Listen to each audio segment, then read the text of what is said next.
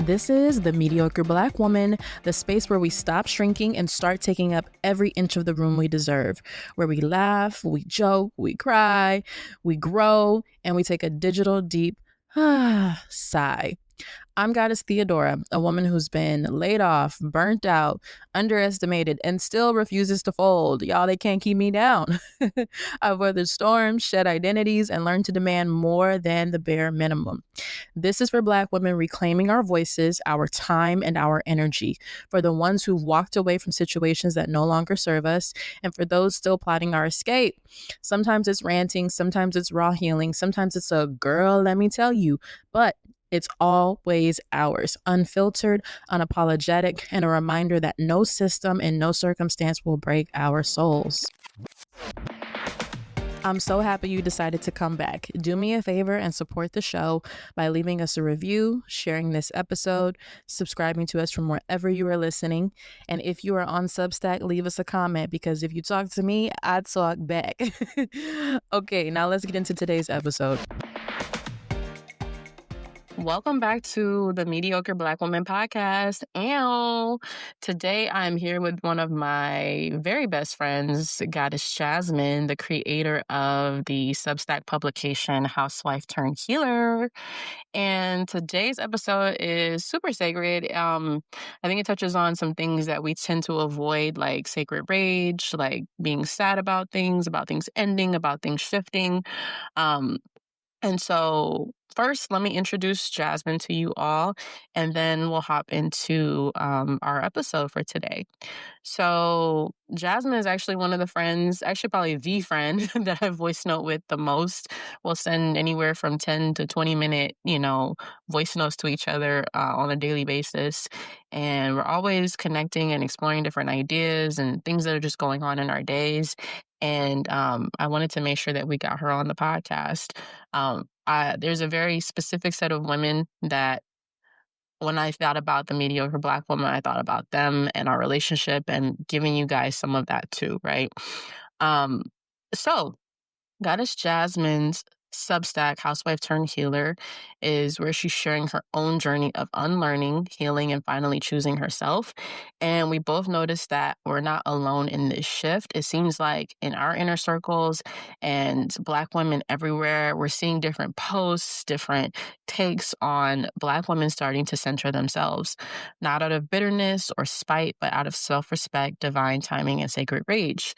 And so we're going to touch on a few, of our own experiences that have kind of led us to this area of being fed up and just no longer allowing people to play with us, And so before we do that, I want to go ahead and pivot and introduce Jasmine without further ado.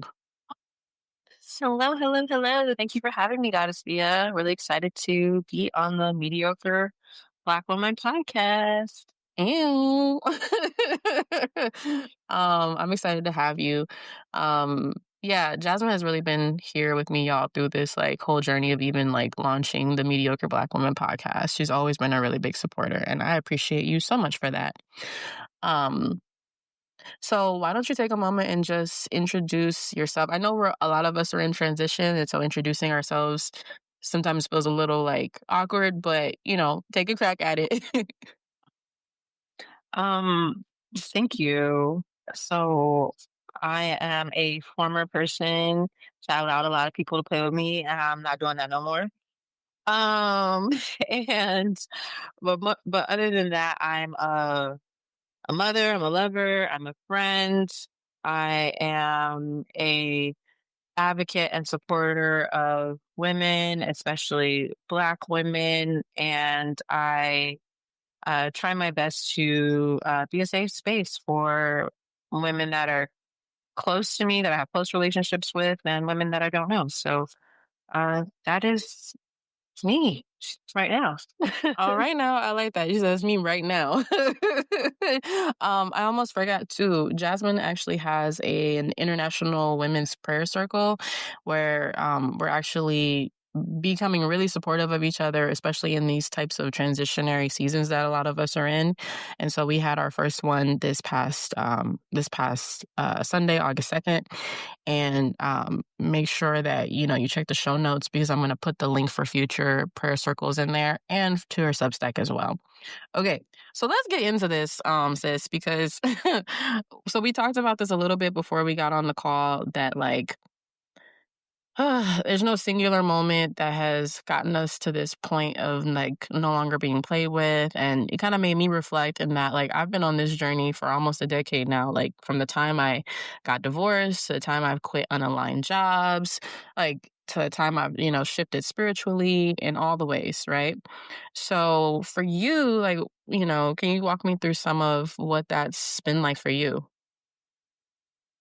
Um, yeah, so I would say I feel like we're on, I mean, I know we have our own different paths, but I feel like we're on similar paths. So I would say a lot of the same things, like from being in relationships to jobs, jobs and having to advocate for yourself and um friendships, relationships with elders, spiritual elders, I would say Mhm. it's yeah, similar to what you stated. Yeah, definitely. I would agree with that. I think the few moments that stood out for me was, well, last October when I had an ex show up at my door unsolicited, uninvited, acting like a junkie trying to get back. I call it acting like a fiend trying to get back into like my like orbit again after, countless times of jumping over boundaries. I'm saying jumping, and that's a little nice, but like, he was hopscotching, like, double dutching and like over boundaries, and dancing on them. Like it was like his favorite pastime. And, it really took me aback when it was like, damn, I finally set a boundary and I got this resistance of like, how dare you limit, your access, to my access to you, right? Yeah. Yeah, I remember that, and it's like I feel like you have to get fed up in order to be fed up, Hmm. because you can talk about it to your friends and whoever will listen, but like if you're not fed up, like the behavior is going to continue. You're going to still keep feeling the way that you feel, and so you don't want to feel like that no more. Mhm. That's so true.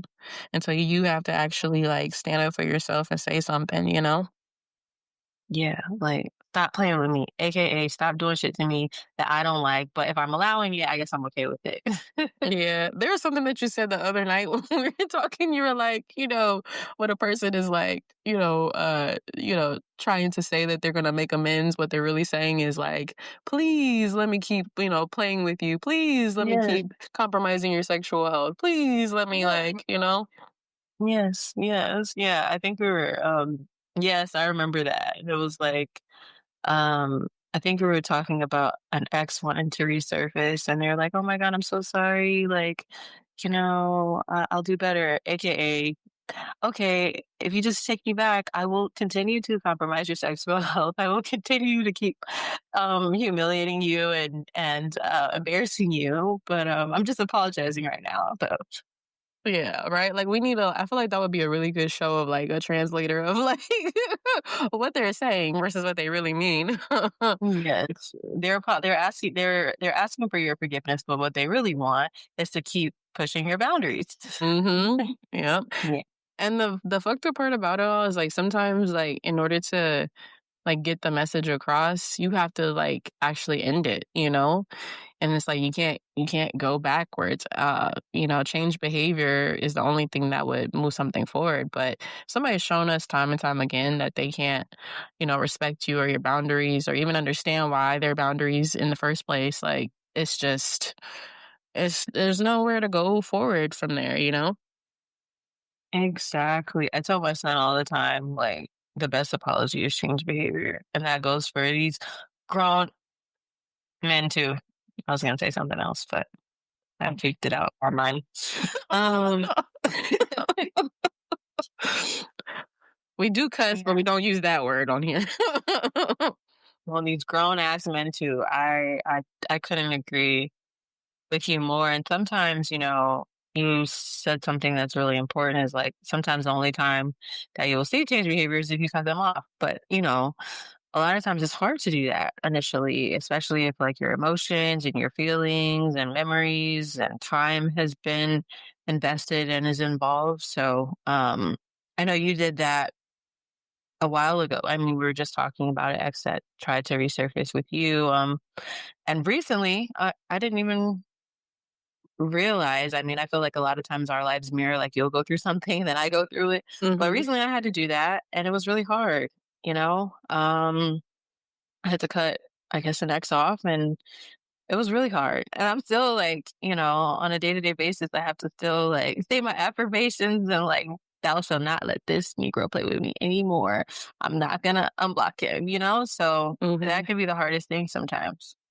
Yeah, especially, like, I feel like in that situation, especially because, like, everything was so good, but there was just, like, 1 or 2 things, and, like, it's always really hard when it's, like, the 1 or 2 things are the most glaring things. Because I think even in my case, like, things were really good, but there was just these 1 or 2 things that were just so big to ignore, you know what I mean? Like, where you're like, Mhm. "Ugh," like, why'd it have to be that one big thing or that, like, why couldn't you know? Because it's like, the treatment was really good, but that one thing was not, you know? Yeah. Yeah. Yeah. Yeah. And I think, like, that's something that, like, we could normalize is, like, it doesn't have to be, like, all gloom and doom or, like, it doesn't have to be a big blowout for us to end something, you know? Things could, like, literally not quite live up to, like, our full standards and, we release it with love, you know what I mean? But I feel like we've normalized, like, that is you end something just because, like, things are going bad, but, like, what if things are just not where you really want them to be, but doesn't mean that anything's actually, like, wrong per se, you know? Yeah, I think that was the hardest thing for me is like it was everything that you said. It wasn't like, he was being disrespectful or, he we weren't communicating well. It was just like you said, just not meeting my my desires and my expectations, and it's just hard because, sometimes I know I have tried to normalize certain behaviors that I know don't sit well in my spirit, but it's because I love the person, I care about them. You just kind of want to like give them the benefit of the doubt, whether that's a friend or a lover, or a family member, whoever. Mhm. That's so true. That's so true. That's the hardest part too is, like, you know the person, you know everything that they've been through, but, these is still not measuring up for me, you know? Yeah. Mm. So, okay, we talked about a little bit about relationships and, you know, how it kinda turned from, like, being hurt to then being angry. Because I remember, like, when I talked to y'all, I was, like, in such shock that he had shown up at my door like that, you know? And then after the fact, like, of processing everything, I just remember getting so angry, and I was like, "This motherfucker really showed up at my door demanding that I unblock them." But with no, like, no penance, no, like, no gesture, nothing. I'm just like, "So you just showed up here demanding." I'm like, "Damn, you act like you paid my phone bill." Like, I just remember going through all the, like, emotions of being like, "Damn, this is really this how you feel? Okay, this how you moving? Interesting." So it took me a while to get from, like, hurt to then to get angry, and, like, once I got angry, I was like, "Okay, now I know what to do." I don't know, the anger somehow, like, gave me more clarity. And gave you tunnel vision.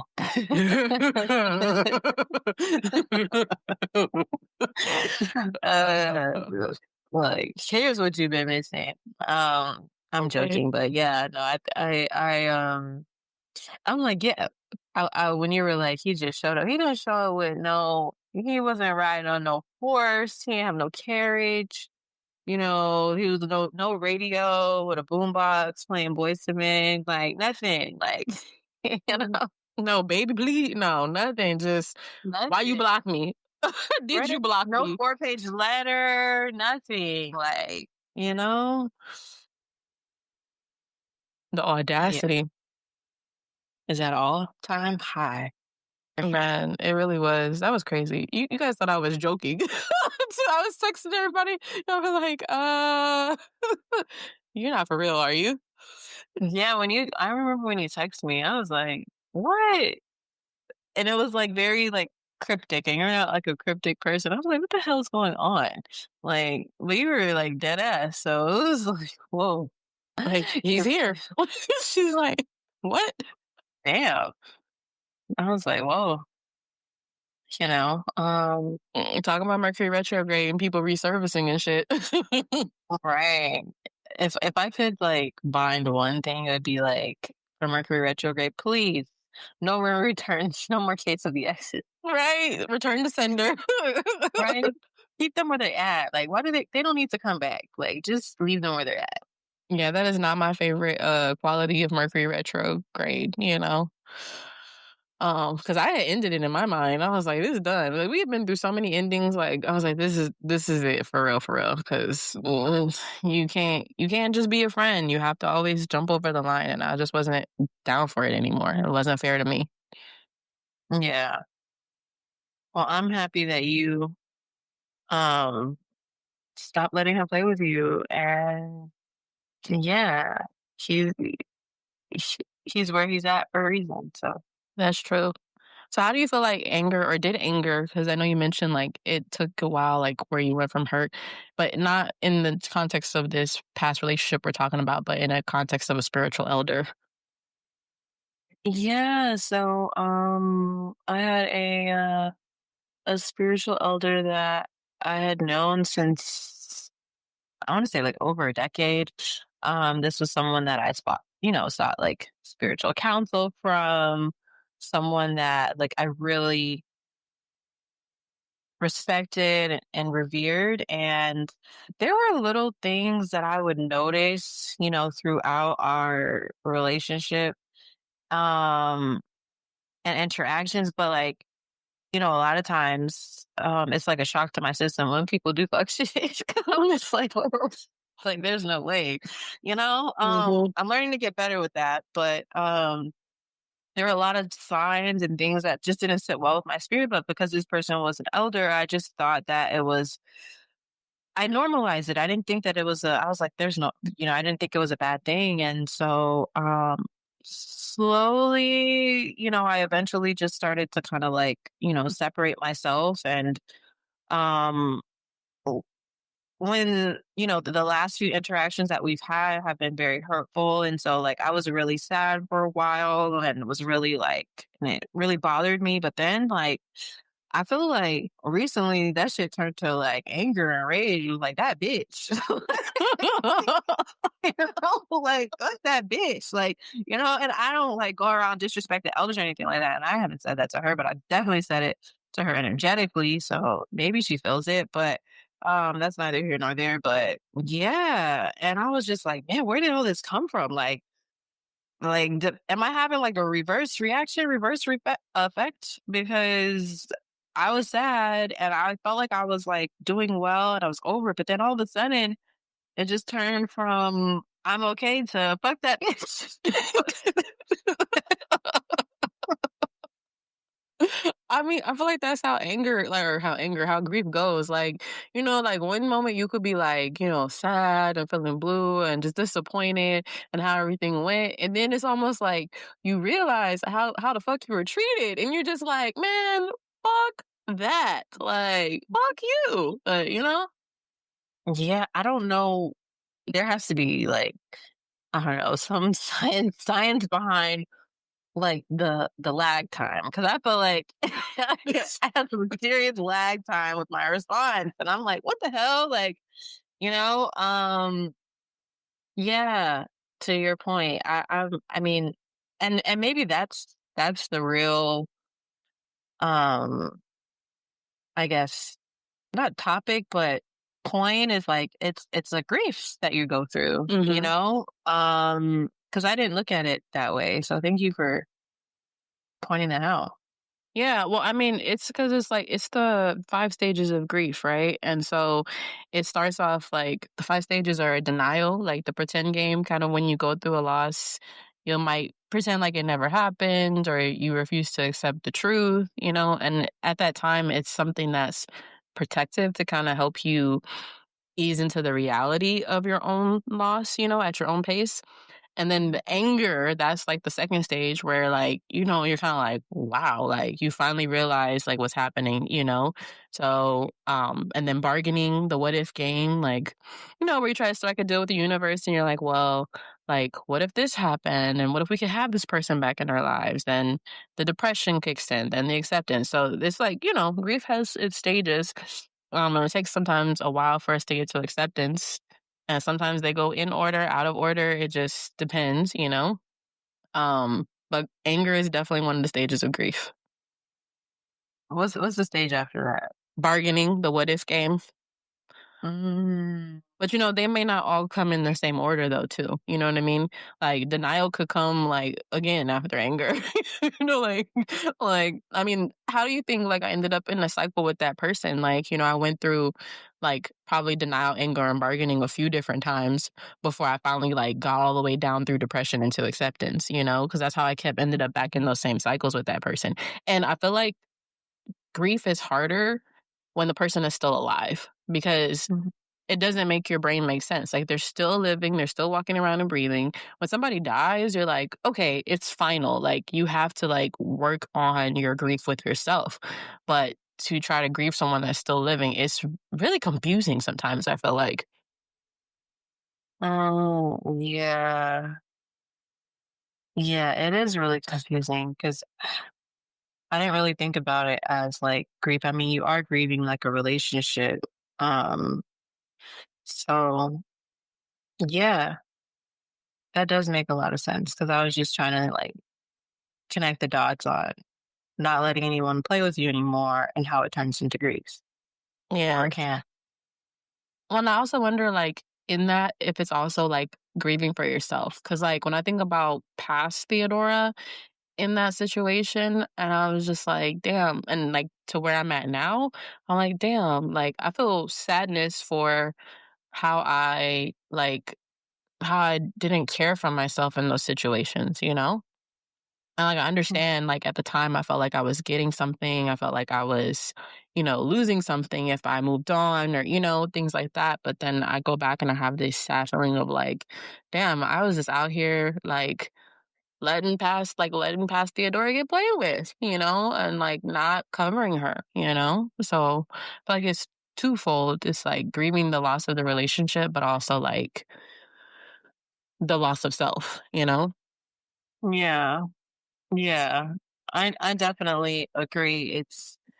I think that does have a lot to do with it. Like just grieving for yourself, feeling I mean, I felt a little like not even a little, a lot like, damn, like you really put up with this shit for that long. Like, you didn't see the signs. Um, but when you know better, you do better. For sure. Um, so now that we know, it's just, you know, life is full of, of lessons. You just have to learn that way. I know we tired of learning the relationship lesson, but, My God. I get it. I get it. like, do we Like, have to learn through this? Okay. right? But it's like, what other, I'm like, if I didn't learn through relationships, I don't think I would want to learn through like traumatic situations, So it's like, I guess there's like, it could always be worse. Mhm. That's true, I guess so, yeah. Although some of these relationships were traumatic situations for me, but You're right. You're right. When I was thinking traumatic, I mean like, hanging around the wrong people. I guess that also is relationships or being in the wrong place at the wrong time. Oh, yeah, I see what Not, you're saying. you end up, in some alley with your hands over your head. Like, Yeah, out like scared for your life. So like it could be worse. Jasmine, your imagination is unmatched. What the fuck? That's what I meant. I should be more clear. So I be having it in my mind, but it doesn't always come out. So yeah. Heads over your head. Okay. Okay. I don't even know where to go from there. Thank you, Aries or Sun. Thank you very much. You're welcome. Oh God, always with the comic relief, I swear. But yeah, no, I guess like it could always be worse. That's true. But universe, if you hear us right now, if you're listening, I know you got a lot of stuff going on, I know y'all got a lot to do. Just want to put my order in that, we got the memo. We got the Okay. memo. Yes, yes. I got the memo. And then writing be like, "Are you sure?" I know they're gonna come over here like, you positive? Because here comes a text from somebody. Here comes a chance encounter. Like, what you gonna do? Yeah. I'm gonna act like I don't even know them. Thank you very much. Marching straight forward. Okay. Uh-huh. Hmm. I will say though, sometimes, do I ever cross your mind? Anyway, sometimes it still happens, but doesn't mean I want to go back there. Yeah. I think that's also like, uh, I feel like it's so dynamic because it's like you have these relationships, whether they're romantic or friendships or family, and then, you know, you realize you don't want them to play with you anymore, so you put up your boundaries. But then there are good moments and times and memories that happened in the context of those relationships. And so it's like I think it's normal to think about them like, man, like if only you could have just acted right. And Mm-hmm. we could have just, rode off into the sunset, or been friends forever. That part. But I think, like, there's certain lessons that we chose to learn when we came back. And, I'm learning them and applying and moving forward from there, and Yeah. calling in healthier and aligned friendships and relationships. And um, I feel like relationships are a little bit like easier, but I've struggled more so with like friendships that have ended. Um, Oh, Even more so because I feel like your friendships are even more integrated into so many parts of your life. And I had a friendship end, I had a friendship end like or I don't even know. It ended but sort of it was so weird. yeah. I wasn't 90-day sure. notice. Yeah, it was really strange. Like left me in this kind of confusing state. And I feel like when something is confusing, that also means that sometimes you just need to move on too and not try to decode it or try to understand another person's motivations all the time. So it didn't really leave me any openings on what to do. So I just let it go. But, sometimes I think about that friend often because, like they were a part of my day to day. They were another friend that I voice noted with every day, or just about every day. Mm, yeah. That is hard, because you get into your routine, you get used to hearing from this person and, you know, um, you guys have your own dynamic in your relationship. So that's never easy to like part ways with, Yeah. So even with an eviction notice. That's that's basically what it was. But it wasn't a really firm eviction notice. It was very like wobbly. It was like, if you want to leave, like. yeah. If you wanna pay your rent by the fifth, is cool. But even if you don't, you you can still stay in your apartment. It's fine. It's fine. Yeah, it was so weird. I was like, what do I do with this? I was like, do I not contact them? Do I contact them? I don't know. I was like, okay, well, take care. I really didn't know what else to say. I was just like, take care and, you know, good luck. I don't know. Like, I hope it works out for you. Not really sure what to Right. say here. So, um, It- And Tia, I think that because you're such a great person with such a good heart, I think that maybe it's not easy for people to like just kind of part ways, especially when it wasn't on you, it was on that person, you know? So maybe that was the best way that she knew how to do it. She couldn't just be upfront and like, hey, I'm jealous of you. I want your money, I want your time. I'm just kidding.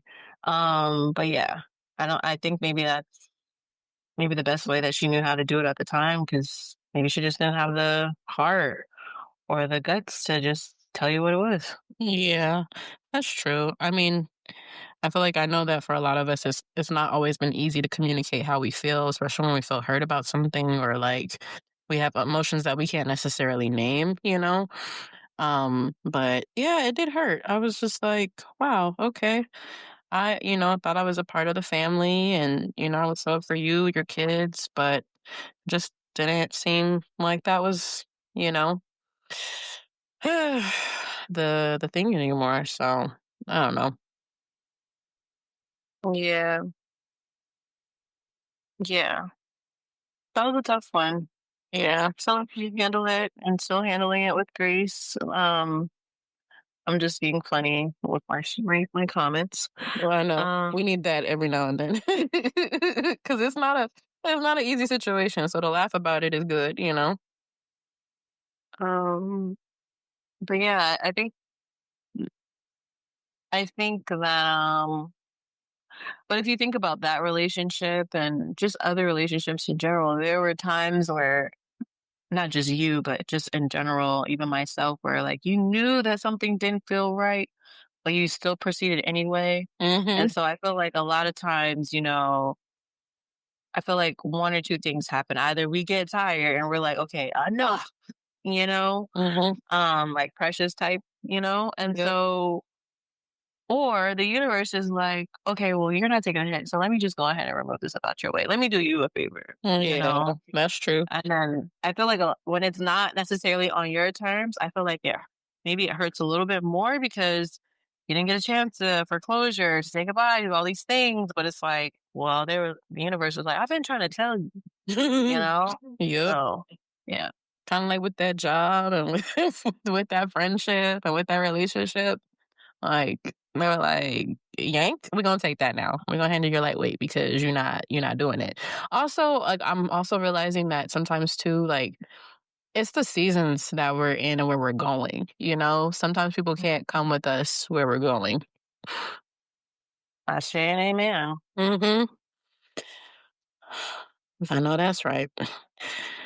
So I know you've had some like more complex friendship breakups too. Like, what do you feel like your biggest takeaway from those moments have been?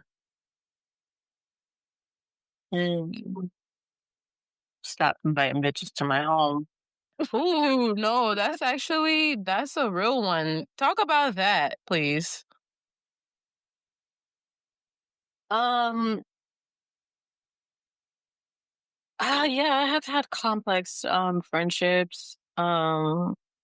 I I feel like, with my background, I grew up very sheltered, you know. Mhm. Um and even at my big age it's still hard for me to accept when people show me who they are, like believe them, Mhm. right? And so I've, you know, had hesitations, I would say, about certain things or certain friendships.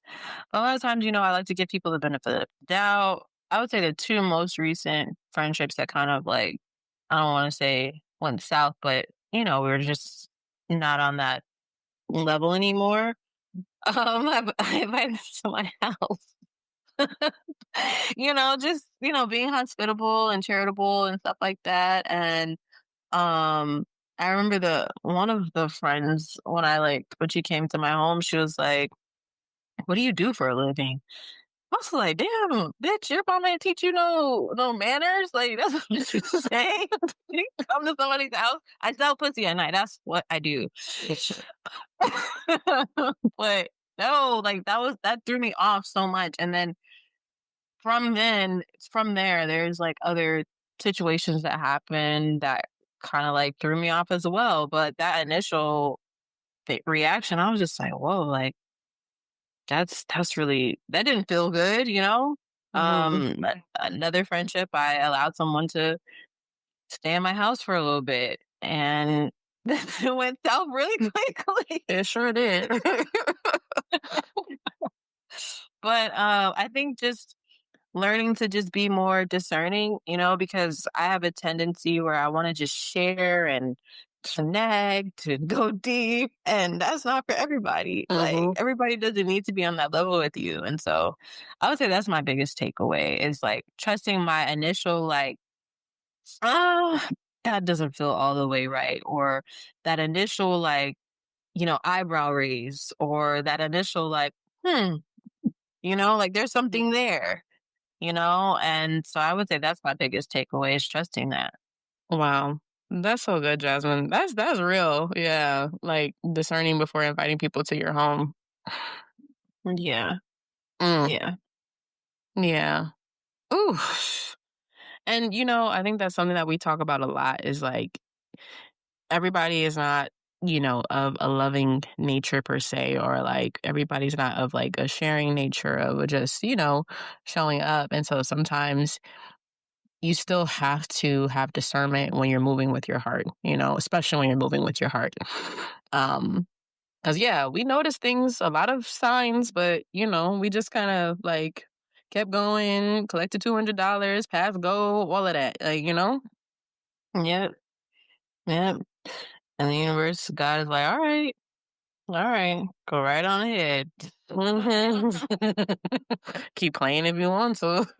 Right. And like at this point, you're playing with yourself. Like they're not playing with you. You're playing with you. Mhm. Yeah. That's so true. Well, Goddess Jasmine, thank you for sharing your stories, your time with us. I almost forgot that we were recording for the podcast for a bit. I was like, wait a minute. But I really appreciate you for showing up and always showing up for me. Just in supporting me and, talking me through some of these things and just being there and being present and, walking this journey with me. Um, I appreciate having a friend like you.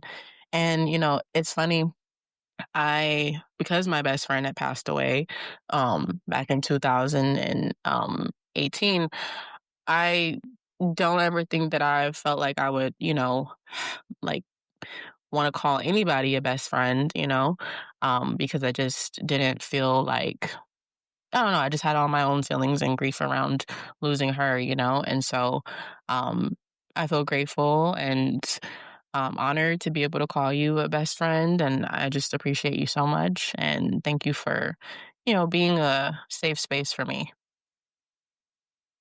Oh, yeah. It's an honor. Honestly, it really is an honor to walk alongside you. I consider you a best friend, a bestie, my son's auntie that he be trying to act like he don't be checking for, but he really does. um, so I am really grateful, honestly, because I remember there was a time in my life where I prayed for, you know, um, God is friendships. I wasn't using the word at the time, but sacred friendships, sacred sisterhood. And, um, you know, you don't always get what you want, but you get it when you need it. And so I definitely think, now is the time in both of our lives where this is something that's definitely needed. And I feel absolutely honored and the feelings are mutual. Thank you for holding space for me. And I'm so excited to see the mediocre Black woman blow up even more and take over the world. And yeah, I'm just happy to be here to support you. Thank you. Sis, that's all for this week. Please be sure to leave us a review and make sure you share this with your bestie and tell them to share it with their bestie too. Okay, see you guys next time. Bye.